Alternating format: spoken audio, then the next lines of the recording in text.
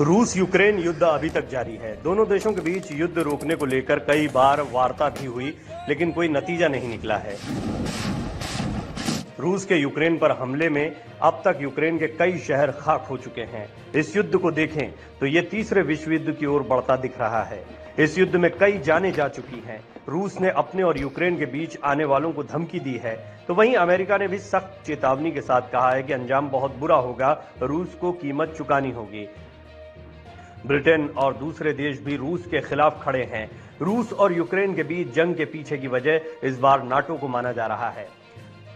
24 फरवरी को रूस और यूक्रेन के बीच युद्ध शुरू हुआ था, लेकिन यह युद्ध कब खत्म होगा ये किसी को नहीं पता। लेकिन यूक्रेन ने दावा किया है कि व्लादिमीर पुतिन इस युद्ध को किसी भी हाल में 9 तक खत्म करना चाहते हैं।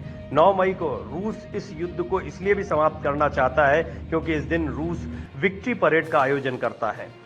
विक्ट्री परेड और यूक्रेन से जंग का क्या कनेक्शन है, आइए जानते हैं। अगर विक्ट्री परेड और यूक्रेन से जंग की बात की जाए तो इसे समझने के लिए हमें पीछे जाना होगा। यह समय दूसरे विश्व युद्ध का था। एडोल्फ हिटलर की नाजी जर्मनी की सेना कोहराम मचा रही थी। तब अमेरिका, ब्रिटेन और सोवियत संघ साथ आए और नाजी सेना को घुटने पर ला दिया। चारों ओर से घिरने के बाद जब हिटलर के पास कोई रास्ता नहीं बचा तो उन्होंने 30 अप्रैल 1945 को अपने बंकर में आत्महत्या कर ली। हिटलर की आत्महत्या के बाद 8 मई को जर्मनी ने सरेंडर कर दिया था। जिस समय जर्मनी की सेना सरेंडर की शर्तों पर हस्ताक्षर कर रही थी तब जर्मनी में 8 मई थी, लेकिन रूस में 9 मई की तारीख लग चुकी थी। इसी कारण 1945 के बाद रूस में 9 मई को विक्ट्री परेड का आयोजन किया जाने लगा। कुछ यूरोपीय देश 8 मई को अपना विक्ट्री डे मनाते हैं।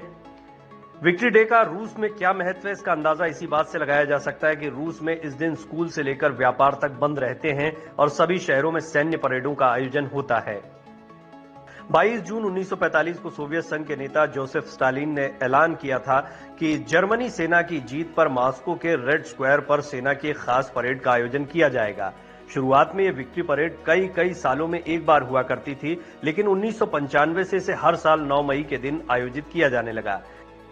एक तरफ जहां राष्ट्रपति व्लादिमीर पुतिन अपनी सेना के साथ यूक्रेन पर आक्रामक होते जा रहे हैं, वहीं यूक्रेन के राष्ट्रपति व्लादिमीर जेलेंस्की भी हथियार डालने को तैयार नहीं। मॉस्को और कीव दोनों के लिए यह साफ हो चुका है कि युद्ध आसानी से नहीं जीता जाएगा। हालांकि अब तक के युद्ध में अपनी जीवटता की वजह से जहां जेलेंस्की ने अंतर्राष्ट्रीय स्तर पर अपनी छवि को मजबूत किया है, वहीं रूस आर्थिक और भू राजनीतिक दोनों रूप से तेजी से अलग थलग पड़ता दिख रहा है।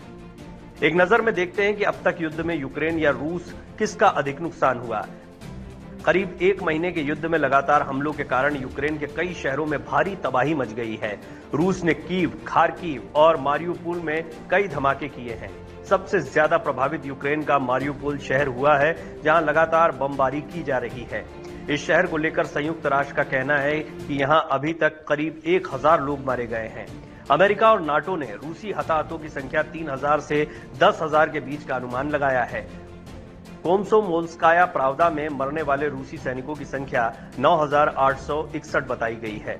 इसके अलावा यूक्रेन का यह भी दावा है कि उसने रूस के 101 विमानों, 124 हेलीकॉप्टर्स और 517 टैंक को तबाह कर दिया है।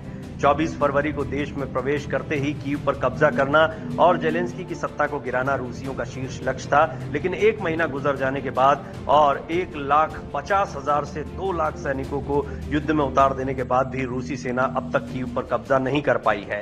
हालांकि इस बीच अमेरिका और उसके पश्चिमी सहयोगियों ने पुतिन को अलग थलग करने के लिए मॉस्को पर कई तरह के प्रतिबंध लगाए हैं और रूसी अर्थव्यवस्था को जबरदस्त झटका दिया है। इस बीच 9 मई को विक्ट्री डे के दिन इस युद्ध के समाप्त होने की उम्मीद जताई जा रही है। वहीं अगर रूस के परिप्रेक्ष्य से देखा जाए और उसकी जिद को देखा जाए तो बहुत मुमकिन है कि यूक्रेन पर 9 मई के पहले हमलों को और तेज कर दिया जाए। उसे घुटने पर लाने की कोशिश व्लादिमीर पुतिन करेंगे। वीडियो डेस्क अमरउजाला.com। डाउनलोड करें अमर उजाला ऐप और पाएं खबरें लगातार। अगर आप ये वीडियो YouTube पर देख रहे हैं तो हमारे चैनल को सब्सक्राइब करें और बेल आइकन को दबाना ना भूलें। अगर आप Facebook पर ये वीडियो देख रहे हैं तो हमारे पेज को लाइक करें।